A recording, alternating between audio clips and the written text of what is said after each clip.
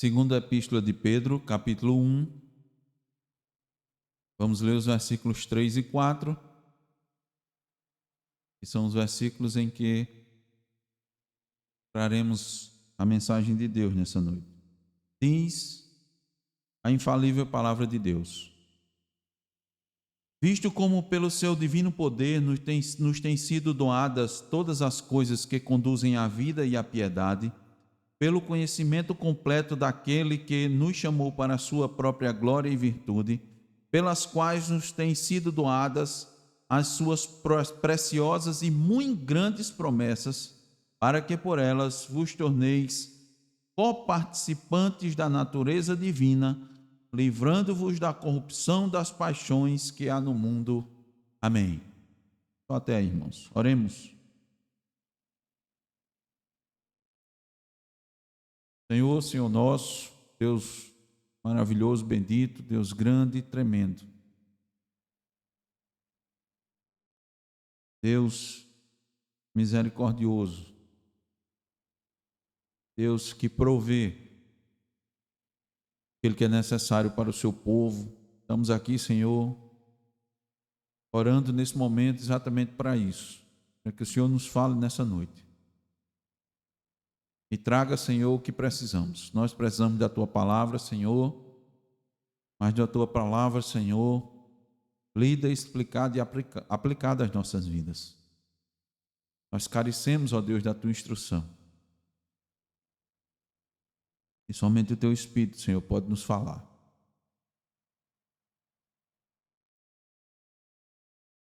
Para que a Tua palavra seja compreendida. Precisamos do Teu Espírito para que ela seja transmitida com toda clareza, com toda firmeza, com toda autoridade, com toda fidelidade. Precisamos do Teu Espírito para entender essa palavra. Sem o Teu Espírito, ó Deus, não dá como entender, porque a Tua palavra é espiritual, a linha é espiritual. Ela não é um simples amontoado de palavras ou frases que tem uma concordância, que tem uma coerência. Não estamos aqui diante meramente de uma carta que foi escrita de uma pessoa para outras, para transmitir saudações e meras orientações. Estamos aqui, Senhor, diante de palavras que os céus e a terra vão passar, mas elas jamais passarão.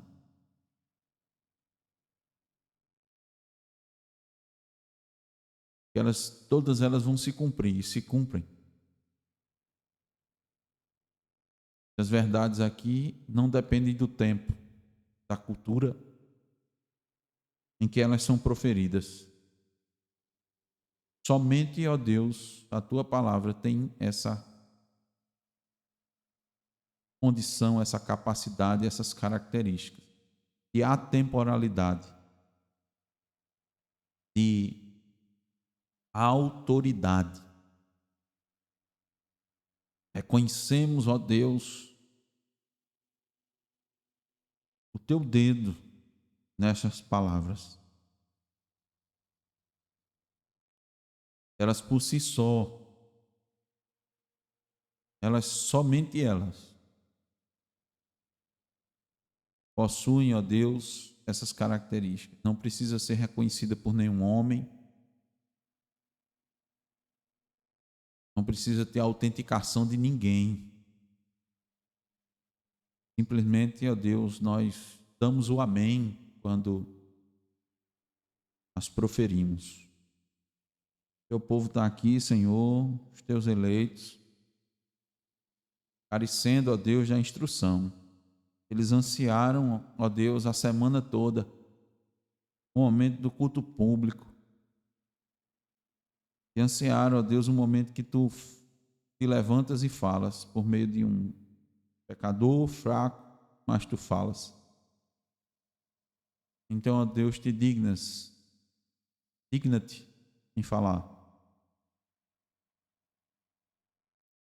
Digna-te, Senhor, em instruir. exortar, em confrontar, em animar os ouvintes. Digna-te, Senhor, em trazer salvação por meio destas palavras. É o que nós te pedimos, no nome de Jesus. Amém. Amém. O título, irmãos, do sermão dessa noite é Dádivas para uma Vida Santa. Dádivas para uma Vida Santa.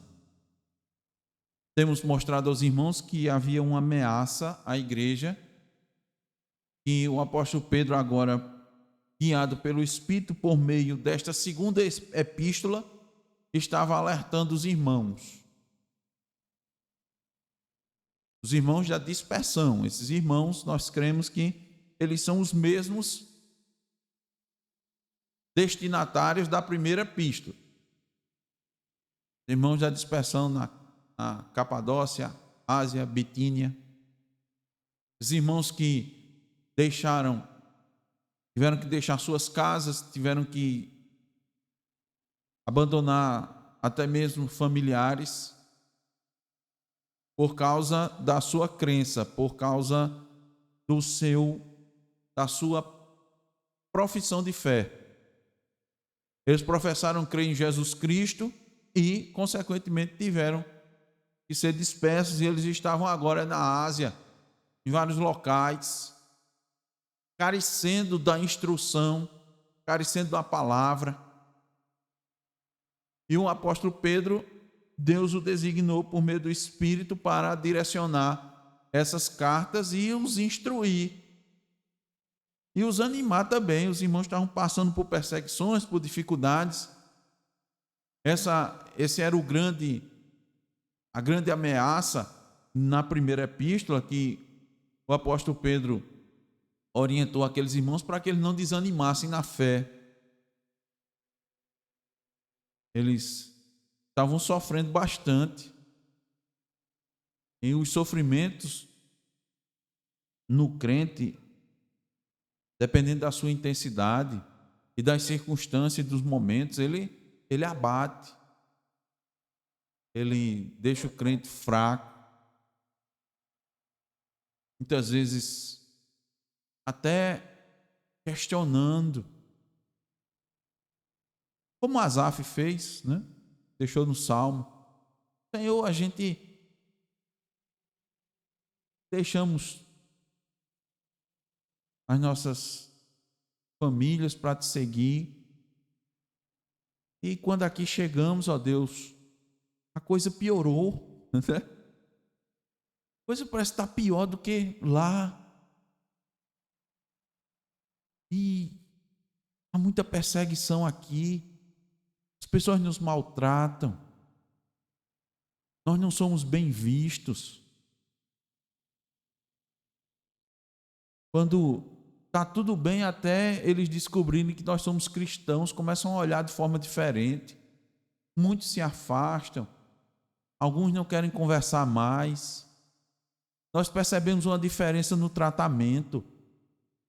Para uns tem um tratamento, para nós é outro diferente. Senhor, tem nos entristecido o coração. Estamos distante dos nossos familiares, dos nossos amigos queridos. Padecemos por conta disso. Às vezes não temos alguém mais próximo com quem conversar. Isso estava acontecendo com aqueles irmãos na primeira epístola. Então, o Espírito Santo vai e leva o apóstolo Pedro a orientar aqueles irmãos como agir, como proceder, em que eles deviam ter esperança, para onde eles deveriam olhar, qual era o alvo do trabalho deles, como eles deveriam se portar diante das autoridades, como eles deveriam agir em casa, as mulheres para com seus esposos, mesmo que fossem ímpios. Eles deveriam estar olhando para Jesus Cristo E Pedro apresenta sempre Cristo como exemplo de sofrimento, de servo, para que aqueles irmãos não sucumbissem frente àquelas dificuldades. Agora, o Espírito Santo leva Pedro a escrever uma carta focado em outro problema, ou em outra dificuldade, ou outro perigo. E, irmãos, já na saudação da carta, é interessante isso, Pedro já começa a abordar a questão. Nas suas primeiras palavras, ele já começa a tratar da questão. Observe os irmãos, acompanhe aqui comigo. Olhe, já nos primeiros versículos, nos versículos 1 e 2, nós vemos com frequência a palavra conhecimento. Irmão, do versículo 1 ao versículo 11, essa palavra é usada pelo apóstolo Pedro várias vezes. Veja os irmãos.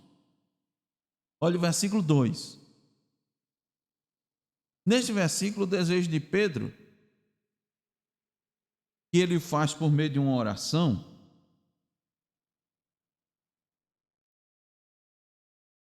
é que a graça e a paz sejam multiplicadas na vida dos irmãos. E como é que essa graça e essa paz vai ser multiplicada na vida dos irmãos? Por meio do conhecimento de Deus e de Cristo. No verso seguinte, no versículo 3, o apóstolo se refere ao conhecimento completo de Deus. E faz isso no versículo 5 e também no versículo 8. Olha, versículo 3 que nós lemos: visto como pelo seu divino poder nos têm sido doadas todas as coisas que conduzem à vida e à piedade, pelo conhecimento completo daquele que nos chamou para a sua própria glória e virtude. Olha o versículo 5. Por isso mesmo, vós, reunindo toda a vossa diligência, associai com a vossa fé a virtude, com a virtude o conhecimento. O 6, com o conhecimento o domínio próprio, com o domínio próprio a perseverança, com a perseverança a piedade, com a piedade a fraternidade, com a fraternidade o amor. Verso 8, porque estas coisas existindo em vós e em vós aumentando, fazem com que não sejais nem inativos, nem infrutuosos no pleno conhecimento de nosso Senhor Jesus Cristo.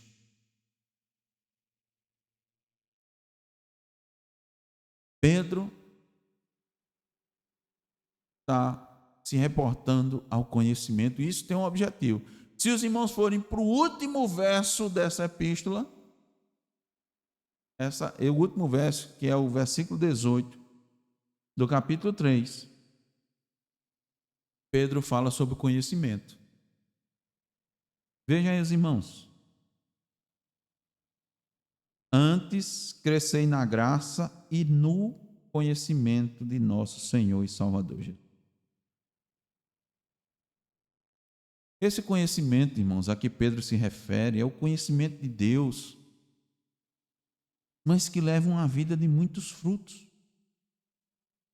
E por que essa temática é importante? Porque, irmãos, falsos ensinamentos estavam sendo disseminados e Pedro vai combater esses falsos ensinamentos por meio desta epístola. Naquela época, haviam falsos mestres que alegavam ter um tipo de conhecimento, preste bem atenção nisso, um tipo de conhecimento superior, maior até do que os apóstolos. Meus irmãos, temos que fazer um paralelo com os nossos dias. Tem gente, irmãos, no dia de hoje, que diz que fala da parte de Deus, que tem uma palavra, que quer ser mais atual do que a própria Bíblia. Tem gente que fala hoje, que se diz falando da parte de Deus, que as pessoas tomam com mais autoridade do que a Bíblia, porque quando a gente pega a Bíblia e diz, a Bíblia nos diz isso, as pessoas seguem mais os falsos do que a Escritura.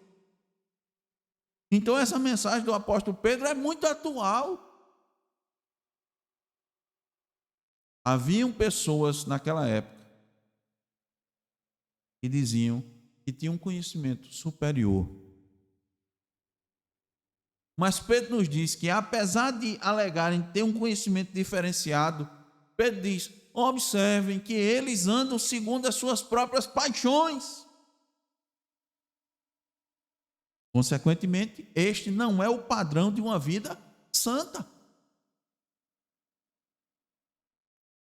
Nos versículos que lemos, irmãos, Pedro nos mostra que os cristãos recebem da parte de Deus tudo o que é necessário para uma vida santa. Por isso, com base nesses versículos, nós desejamos mostrar aos irmãos o que Deus concede para que o cristão tenha uma vida santa. Observe. Primeira coisa que Deus nos concede está no versículo 3. Vamos ler novamente.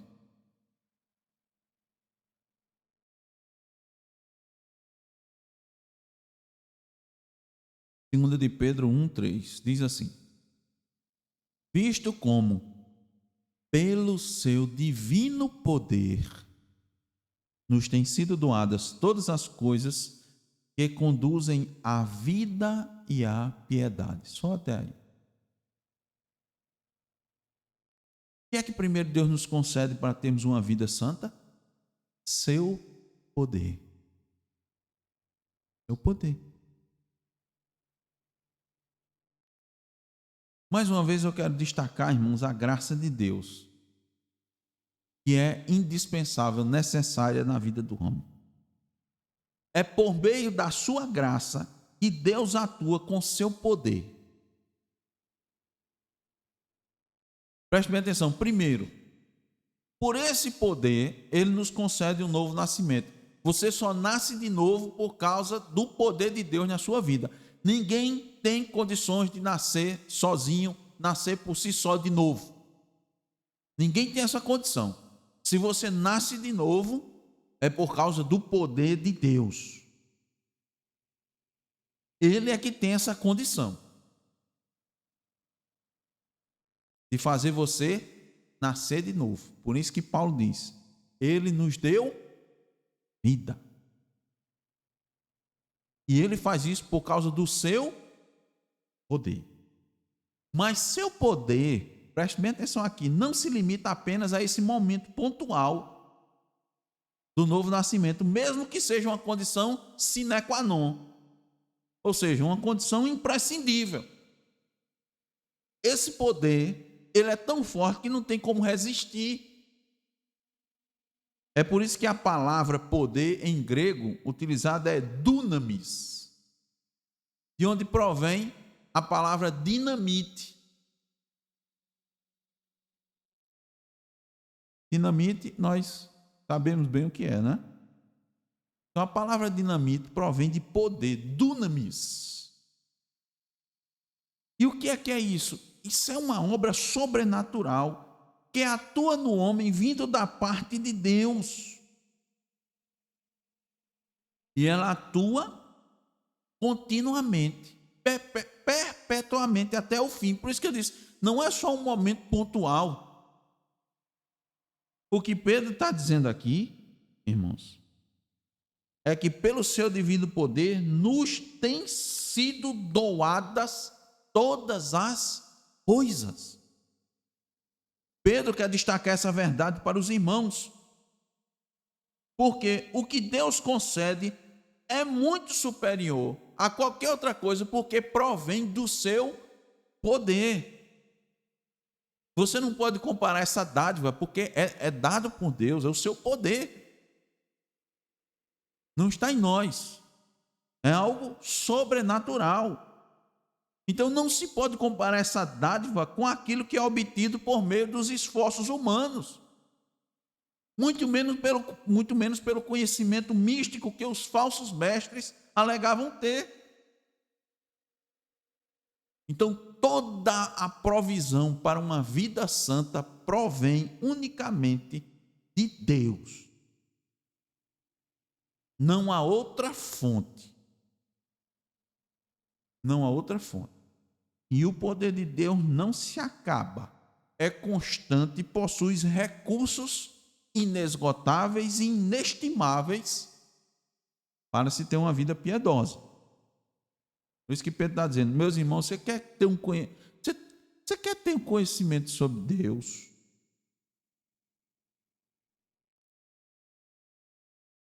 Você quer ter uma vida santa? Vocês estão buscando isso aonde? Deus é quem dá. Só pode vir de Deus. E Ele dá por meio do seu poder. E é sempre bom lembrar, irmão, sempre bom lembrar, que o mesmo poder que ressuscitou Cristo dentre os mortos é o poder que lhe concedeu vida e é o poder que continua a serviço de todo crente. Está a serviço da igreja. É o seu poder. Não é diferente. Muitos crentes pensam o seguinte: quando vem algum famoso que foi convertido ao Evangelho, eles acham que Deus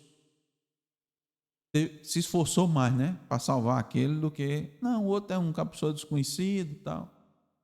O fulaninho, ele ia para a igreja, o pai e a mãe levavam ele para a igreja, então foi mais fácil, né, a conversão.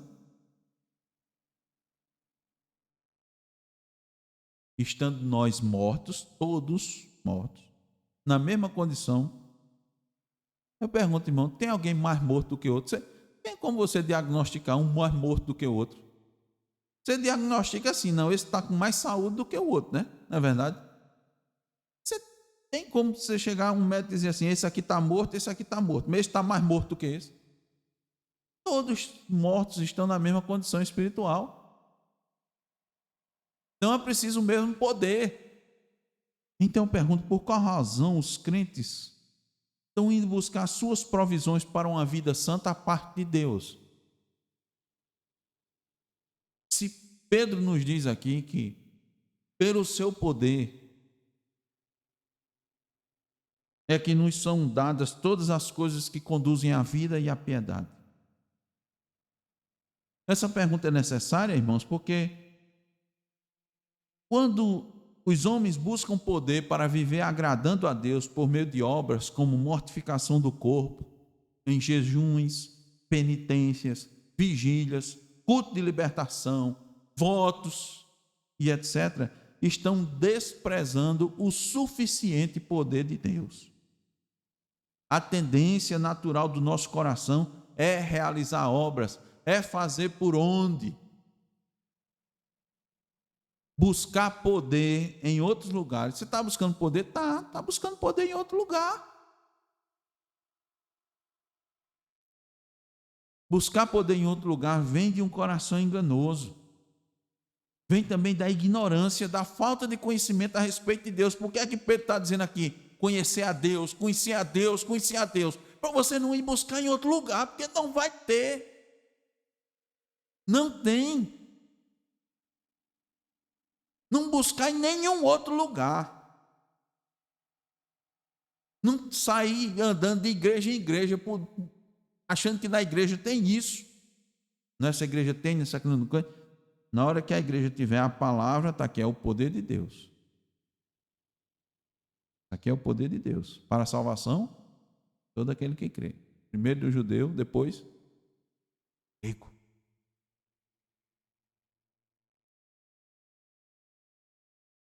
Falta de conhecimento de Deus leva os homens a buscar poder em outro canto para ter uma vida mais santa, uma vida mais piedosa.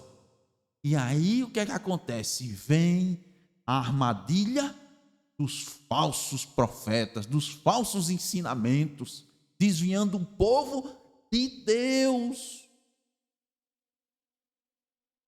Pedro não queria que isso acontecesse, porque estava aí uma história. Rapaz, aquele grupo, aquelas pessoas têm um conhecimento elevado. É uma coisa superior, alguma coisa diferente, mística, sei lá. Ele diz: não caia nessa não, meu irmão. Quem vai lhe conduzir à vida e à piedade é o poder de Deus, é o dunamis. E por isso, irmãos, não há razão para o crente ter uma vida fraca, infrutuosa, impotente, dependente, mesquinha e pobre. E quando eu falo pobre, estou falando da pobreza espiritual. O que é a pobreza espiritual? Caracterizada pela ausência da palavra, caracterizada por uma ausência de vida de oração, de frutos visíveis do Espírito, que é amor, alegria, paz, longanimidade, benignidade. A falta de manifestação de amor, de bondade, é pobreza espiritual, é, na verdade, miséria espiritual. Crente que vive de migalhas, quando tem à disposição toda a riqueza e recurso para uma vida alegre, uma vida de poder, poder para vencer as tentações, vencer o coração enganoso, vencer sua tendência ao pecado, a cobiça, a inveja, de toda sorte,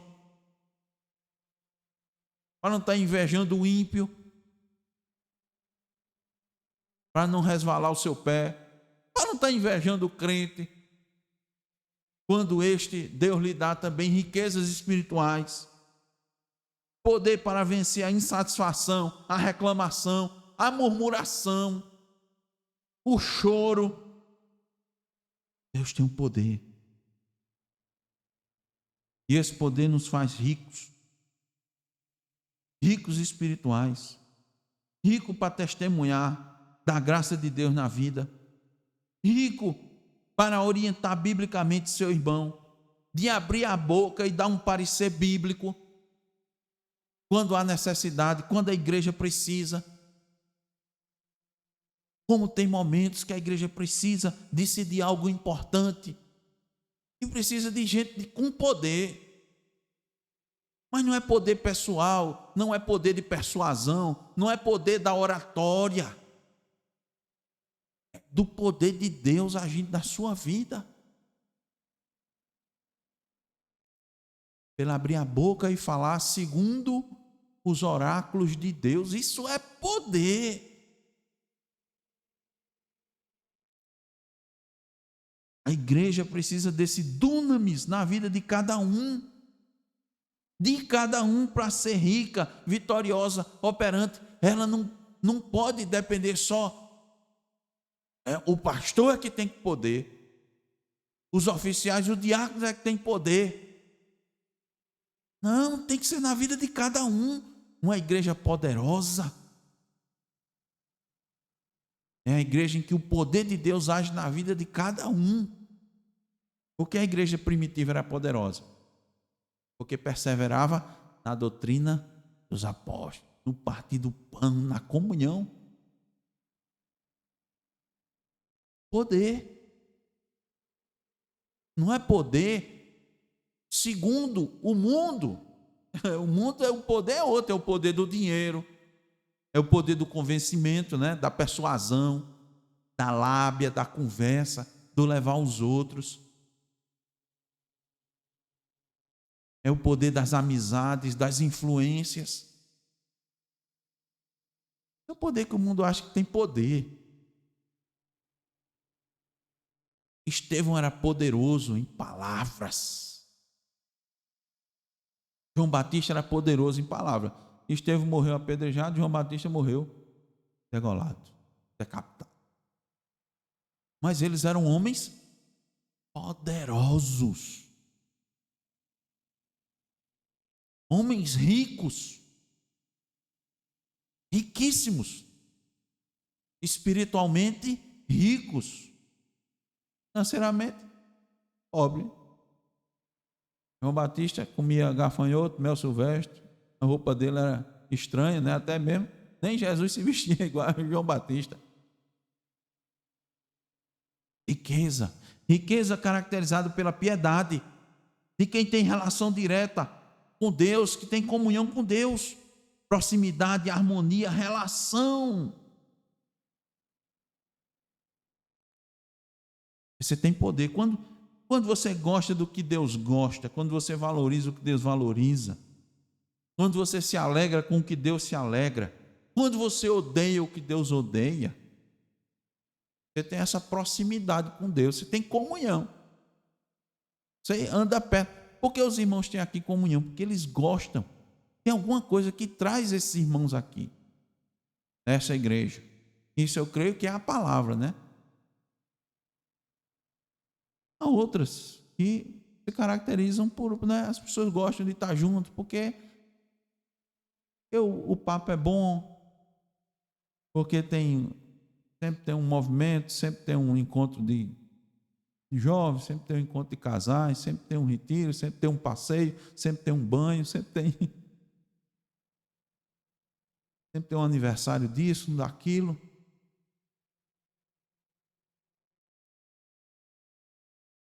Poder. Poder de Deus agindo. E Pedro diz: visto como pelo seu divino poder nos têm sido doadas todas as coisas que conduzem à vida e à piedade. Veja a parte final do versículo. Pelo conhecimento completo daquele que nos chamou para a sua própria glória e virtude. Perdão, irmãos. Pedro nos deixa aqui algo extremamente importante. O que é que ele quer dizer com isso? Olha só. Eu vou ler novamente a parte final. Pelo conhecimento completo daquele que nos chamou para a sua própria glória e virtude.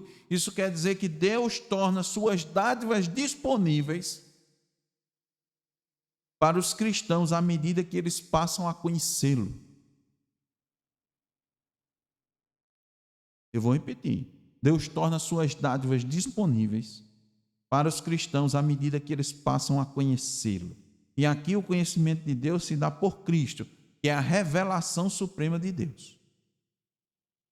No grego, irmãos, há duas palavras que podem ser traduzidas por conhecimento. Uma é gnosis e a outra é epignosis. Nos versículos 3 e 5, a palavra usada é epignosis, que diz respeito a um conhecimento particular, experimental, ao invés de um conhecimento abstrato, que significa a palavra gnosis. Conhecimento este enfatizado pelos falsos mestres. É onde vem a palavra gnosticismo. Conhecimento abstrato. O conhecimento que Pedro está falando aqui é particular, experimental, de comunhão, que nós falamos com os irmãos, de proximidade com Deus. Esse conhecimento vivenciado faz com que os crentes sejam chamados para a sua própria glória e virtude. Preste atenção nisso. Calvino nos diz que nós estamos cobertos de vergonha e totalmente perversos, até que Deus os reveste de glória e nos adorna de virtude. O efeito de chamar os eleitos é restaurar a eles a gloriosa imagem de Deus e renová-los em santidade, renová-los em justiça. Quem é que pode fazer isso, irmãos? Só o poder de Deus. Mais nada.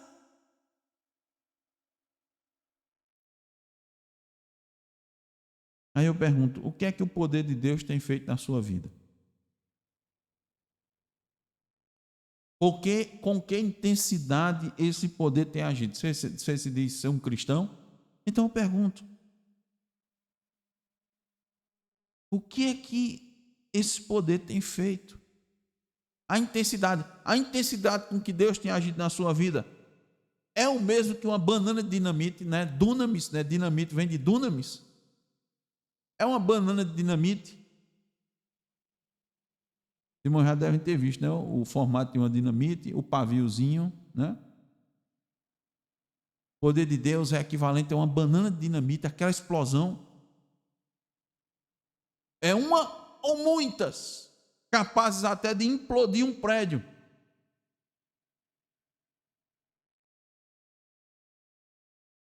Pedro nos diz que esse poder está à nossa disposição. E nos têm sido doadas todas as coisas. Então, se é assim, nós não podemos culpar o poder de Deus pela nossa fraqueza, não é verdade?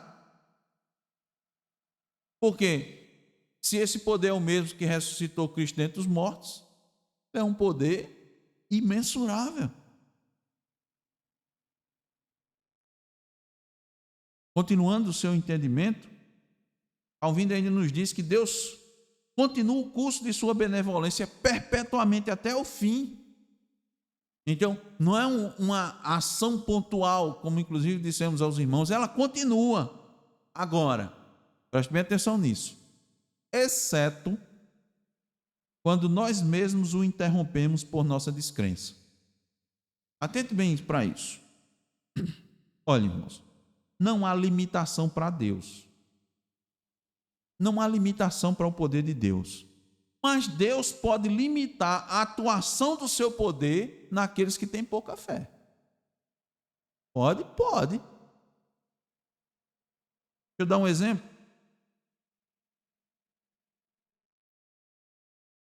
Você está lembrado de Cristo? Ele estava lá em Nazaré. Ele cresceu em Nazaré, né? Nasceu em Belém, cresceu em Nazaré. Lá em Nazaré, irmãos, não deram a honra devida a Cristo.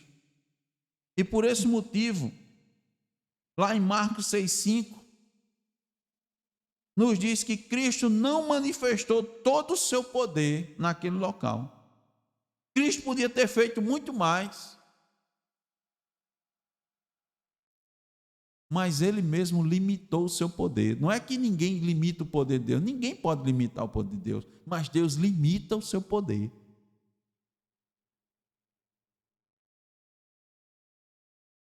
Como é que está o nosso coração?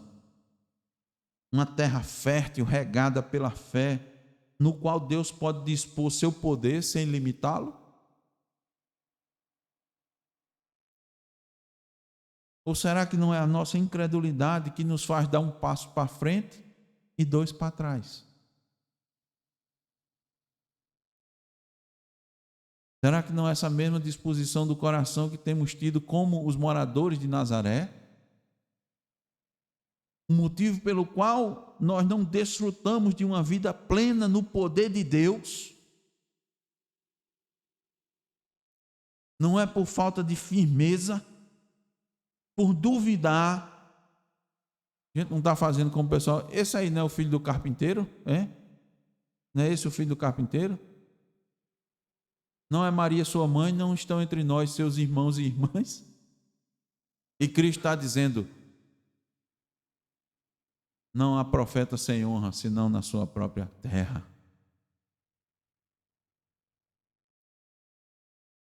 Por que será que alguns pecados ainda têm tanta força sobre nós? É porque falta poder em Deus para atuar em nós? Ou somos nós que estamos fazendo com que Deus limite o seu poder nas nossas vidas? Não esqueça, irmãos, a responsabilidade do homem está presente em toda a Escritura. Deus concede aos cristãos o que é necessário para uma vida santa. Primeiro, pelo seu poder. Segundo lugar, pelas suas promessas. Vamos ao versículo 4, 2 de Pedro 1,4. Visto como pelo seu divino poder, do 3 ao 4. Visto como pelo seu divino poder nos têm sido doadas todas as coisas que conduzem à vida e à piedade, pelo conhecimento completo daquele que nos chamou para a sua própria glória e virtude, pelas quais nos têm sido doadas as suas preciosas e muito grandes promessas, para que por elas vos torneis coparticipantes da natureza divina, livrando-vos da corrupção das paixões que há no mundo. Um conhecido pregador, certa feita, disse assim: a fé cristã não é um caminho de sacrifício sem recompensa, mas uma estrada ladeada, ou seja, acompanhada por promessas benditas, abundantes e gloriosas. É possível, irmãos, que os cristãos não consigam entender a preciosidade, a riqueza e a extensão das promessas de Deus e o quanto isto representa para uma vida santa, razão pela qual Pedro está enfatizando isso. Por quê? Porque aquele que faz as promessas é poderoso e fiel para cumprir cada uma dessas promessas. Agora, de novo, não é promessa, meu irmão, a você sair daqui e quando chegar em casa todos os seus problemas estarem resolvidos, todos os seus problemas familiares, todas as suas dificuldades financeiras. De repente você vai chegar na segunda-feira, seu saldo estava negativo, você devendo, e agora vai estar positivo, porque Deus mandou alguém, um enviado, depositar esse valor. Não são essas promessas triunfalistas, não. Primeiro, Deus prometeu. E essas promessas nos fazem ter uma vida santa. Por quê? Porque Deus já cumpriu todas essas promessas em Cristo. Por isso que o tempo todo a gente tem que olhar para Cristo. E se elas foram cumpridas em Cristo, elas estão disponíveis para os que estão unidos a Cristo. Não é isso? Na primeira epístola de Pedro, capítulo 2, versículo 9, ele diz assim: vós, porém, sois raça eleita, sacerdócio real, nação santa, povo de propriedade exclusiva de Deus. Qual seria então a razão de Deus nos dar essas preciosas promessas? Quando sabemos que o povo de Deus já é raça eleita? A resposta está na parte B do versículo 4. Para que por elas vos torneis coparticipantes da natureza divina.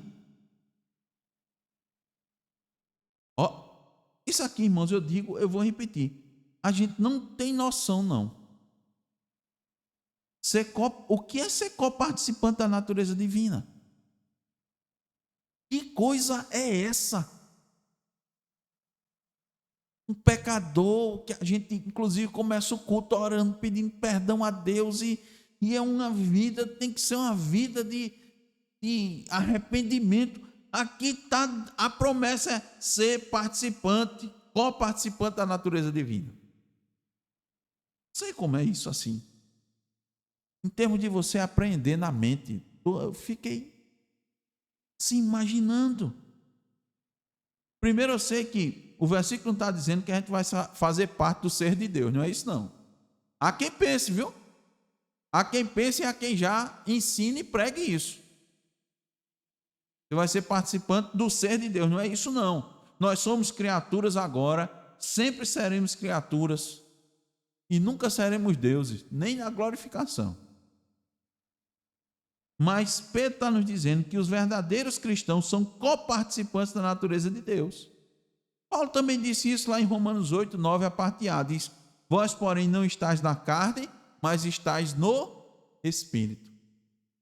Para a gente ter uma melhor noção, basta a gente lembrar da velha natureza, das suas inclinações, dos seus desejos, das suas características, das suas vontades. E depois que nascemos de novo, que é o nascimento do Espírito, nós passamos a fazer parte da família de Deus. Pedro quer que aqueles irmãos entendam isso. Olhem para as suas promessas, para estas promessas, pelas quais nos têm sido doadas as suas preciosas e muito grandes promessas, para que vos torneis coparticipantes da natureza divina. Quer que a gente olhe para isso e entenda que é por isso que Deus nos dá. Você vai ter uma vida piedosa e santa. Não é por outro meio, não é por outro conhecimento. É buscando entender isso, se apropriar disso, buscar em Deus, dar graças a Deus, Como é que isso se dá? Só se dá de forma sobrenatural. A Bíblia, Paulo ainda nos diz que nós já estamos unidos a Cristo e assentados nos lugares celestiais. Como sentar? É porque o que acontece? Dada a nossa condição, a gente está tão apegado ainda às limitações, às coisas aqui da terra, que a gente não desfruta. Essa é a questão, a gente não desfruta. Mas Pedro quer que a gente desfrute. Para que a gente não olhe para outras coisas, principalmente por falsos ensinos, falsos testemunhos, que tem aos montes por aí. Vai para a TV, vai para a internet, você vai ver um monte de testemunho de gente assim dizendo que teve coisas, teve experiências sobrenaturais.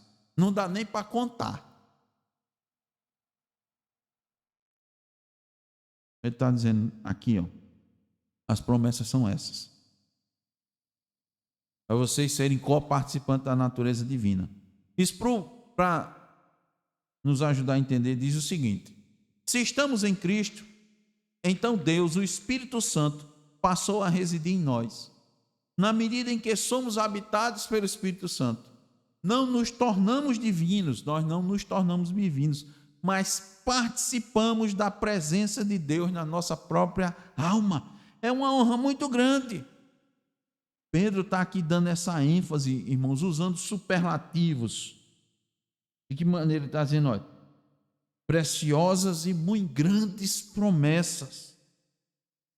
Usando isso para contrastar com os falsos ensinamentos a respeito de conhecimentos elevados e sobrenaturais. Ele está dizendo que você não precisa ir atrás de nenhuma outra coisa para ter uma vida santa. Não precisa. Isso daí nos é garantido por meio da nova natureza e um novo coração que nós recebemos. Nós começamos a experimentar do caráter, a semelhança de Deus, porque nós começamos a gostar daquilo que Deus gosta. De nos entristecer com o que Deus se entristece. Ao contrário quando na velha natureza, nós nos alegrávamos com o pecado, com a impiedade. Claro que isso está muito ainda, irmão, limitado. Nós só vamos experimentar isso na sua totalidade, na glória. Mas nós podemos desfrutar muito disso ainda aqui. E por que isso nos foi possível? Por causa da justiça de Cristo que nos foi imputada, como nós lemos hoje pela manhã. Daí a ligação, né, a harmonia. Justificados, pois, vocês são justificados, tornados justos, santos. Você pode agora experimentar disso. Aí, por isso, irmão, que nós dizemos que não pode haver participação humana nessa obra. Não pode haver um dedo, um toque do ser humano. O que é que Pedro está dizendo aqui? É uma dádiva. Nos tem sido doadas. Doação é dado, né? Não é adquirido, não é conquistado. Não tem participação no homem, dádiva que Deus concede aos cristãos para ter uma vida santa. Olha o final do verso 4. Livrando-nos da corrupção das paixões que há no mundo. Mais uma vez a graça de Deus aqui presente. De que maneira? Vou explicar. Evidentemente, é dito ao crente que ele deve seguir a santificação. É responsabilidade do crente seguir a santificação. Hebreus 12:14 diz: seguir a paz com todos e a santificação. Mas só é possível seguir a santificação por causa da nova natureza que se recebeu gratuitamente. Ninguém segue a santificação se não nasceu de novo. Daí o profeta Jeremias ter perguntado: pode acaso o etíope mudar a sua pele e o leopardo as suas manchas? Então poderias fazer o bem, estando acostumados a fazer o mal. Quando é que a gente busca a santificação? Quando a gente recebe uma nova natureza.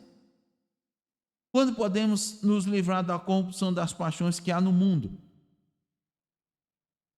É a dádiva que Deus nos dá. Warren Wiersbe disse que a natureza determina o desejo. A natureza determina o desejo. O porco quer fazer o quê? Ir para a lama. O cão volta ao seu vômito. E as ovelhas desejam pastos verdes. A natureza que receberam. Agora, o final do verso 4 também nos diz que as paixões estão dentro de nós. Irmãos. O mundo está corrompido, mas devido ao nosso coração enganoso, o mundo também está em nós. Paulo entendeu isso quando disse: miserável homem que sou. Está lá em Romanos 7, 24, a parte A. Mas, irmãos, pense nisso aqui. Se a natureza determina os desejos, e se temos dentro de nós a natureza de Deus, então devemos ansiar por aquilo que é puro e santo. E é por isso nós podemos ansiar, nos agarrar às preciosas promessas. Pedro disse isso: se agarrem a essas promessas. Se agarre, você vai ter uma vida santa quando você se agarrar com essas promessas. É a luta do pastor Pedro, que era que agia com tanto impulso, e agora está olhando para as promessas, está olhando para Cristo. Pedro está nos dizendo, irmãos, Deus concede aos cristãos o que é necessário para uma vida santa. Então, se Deus concede o que é necessário, o que nos resta? Melhor perguntando, o que nos resta para ter uma vida santa? Usufrua dessas dádivas que Deus dá. Usufrua delas. Usufrua do seu poder. Já pediu poder a Deus para resistir às tentações? Já pediu a Deus poder para ser um crente mais santo? Para fazer a sua vontade? Para resistir a Satanás? Para estar sempre pronto para ajudar seu irmão em necessidade? Para ter coragem de enfrentar seu parente rebelde? Poder para lutar contra suas fraquezas? Para confrontar seu esposo, sua esposa em amor? Poder para pregar a palavra aos seus colegas? Ou você só pede poder para triunfar? Para se dar bem? Usufrua das suas promessas. Você realmente crê nas promessas que Deus fez? Ou você crê que as promessas que estão ali na palavra foram só direcionadas a personagens bíblicos, emblemáticos, como Abraão? Você crê que as promessas só serviram para eles, para aquela época, para aquelas circunstâncias? Você crê que as promessas que estão ali escritas na Bíblia eram só para motivar você nos dias de hoje? Não. Deixou ali um exemplo como motivação. Você acha que a Bíblia é livro de autoajuda? Não. O poder de Deus está à disposição do crente, assim como suas promessas. Para o crente Abraão,